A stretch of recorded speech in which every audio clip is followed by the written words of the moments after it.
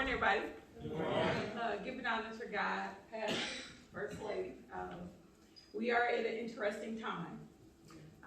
With this being holiday season, we always think about happiness and we think about cheer and goodwill. But what a lot of people don't think about, excuse me, and what a lot of people don't understand is that this is also a very difficult time for people.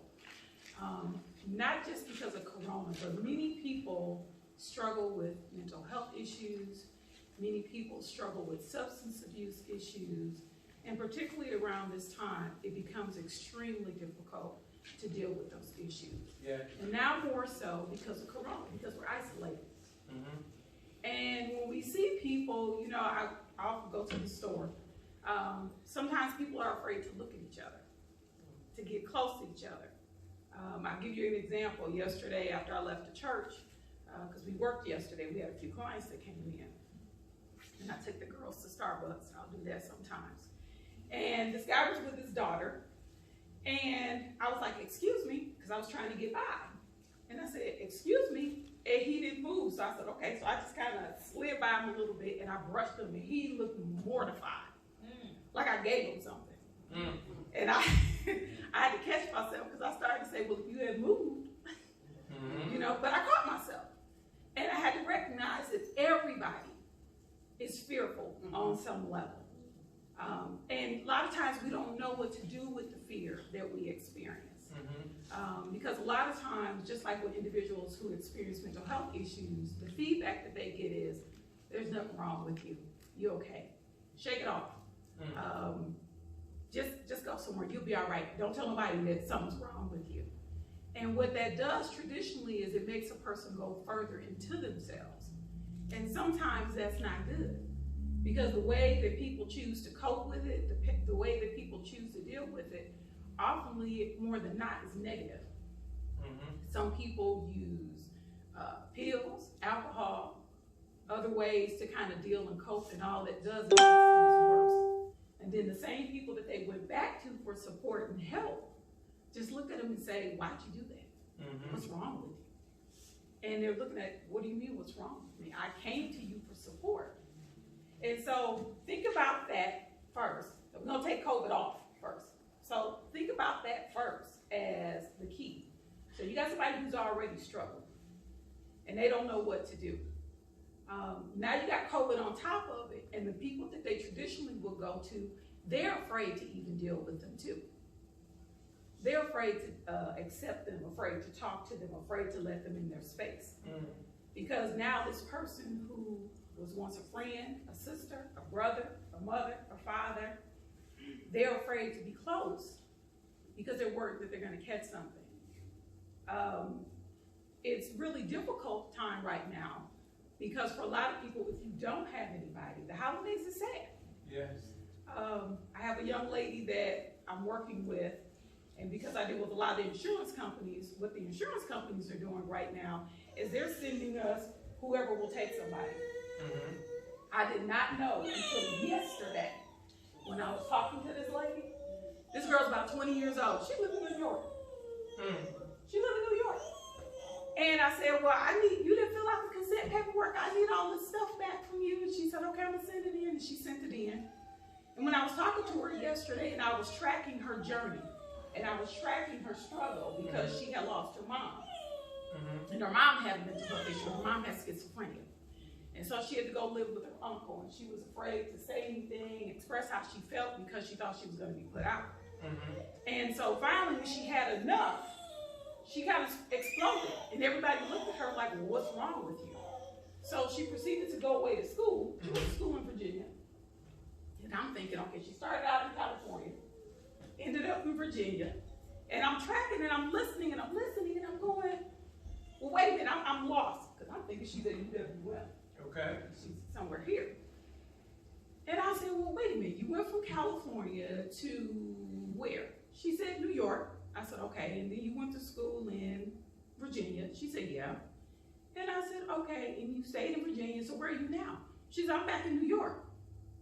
And I said, what? I said, you're not here? She was like, no, I'm in New York. And so it stunned me because I'm thinking, is it it that bad? Is it that severe? Are people struggling that much that they sent her to me? I'm in Milwaukee.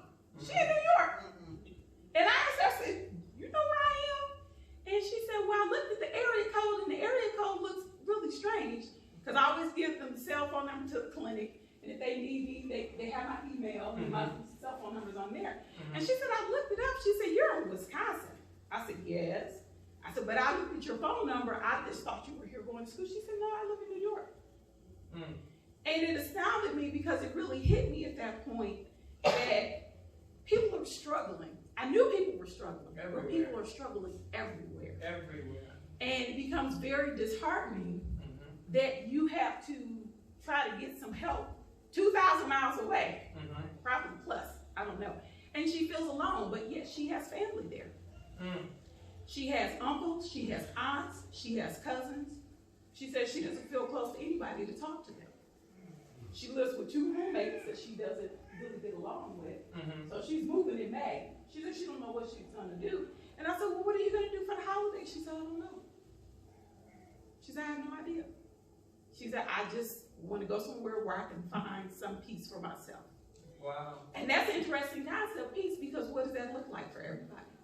It's different. It's different. It's very, very different. And so COVID has put a different spin on it.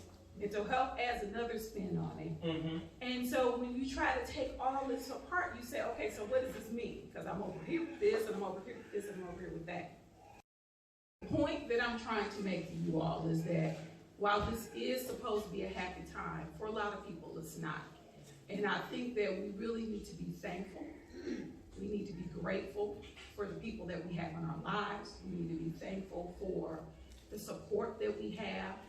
We need to appreciate the fact that even if someone sends a smile your way or a wave, for some people that means a lot, you know.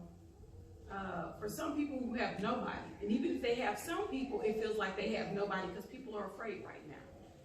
And so in this time, we really need to appreciate being healthy. We need to appreciate support. We need to appreciate family. We need to appreciate the fact that we are of good mind and spirit and body, because a lot of people are really, really struggling. In the last, I would say, this last week and a half, I probably have gotten 10 new referrals. 10, that's a lot. That's a lot. And we now have a wait list. We have a wait list. But what do? Do you turn somebody away who has nobody? And so my thing is, even in this difficult time, just take note of the people around you. You know, if you can just throw a nice word of hello, a smile, a wave, you know, and just be grateful for who you are. Be grateful for the people that you have in your life. Just be happy and just be thankful, because this is a difficult time. And so we just need to be aware of what's happening. If you know somebody who's struggling with some health issues, whether it's physical, psychological, emotional, just reach out and give them a call. Just check on them. Amen. And ask them how they're doing. You know, ask them how they've been.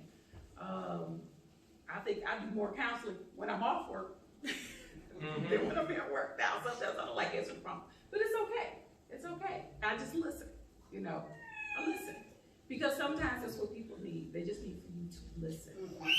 And sometimes just taking a few minutes to listen eases the burden for someone who may be struggling and you don't know that they're struggling. Because mental health doesn't have a face. Right now, COVID really doesn't have a face. We thought COVID had a face. COVID don't have a face right now. It keeps changing, right? So none of these things have a face, you know. But to show someone a kind gesture, a kind word, particularly during this difficult time, can mean a world of good. Yeah.